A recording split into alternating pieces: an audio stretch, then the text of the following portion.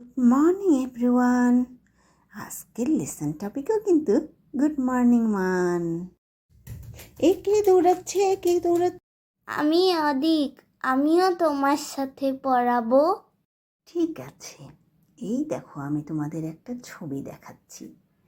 ছবিতে তোমরা কি দেখতে পাচ্ছ? What do you see in the picture? What মানে কি, ইউ মানে তুমি বা তোমরা, সি মানে দেখা, পিকচার মানে ছবি।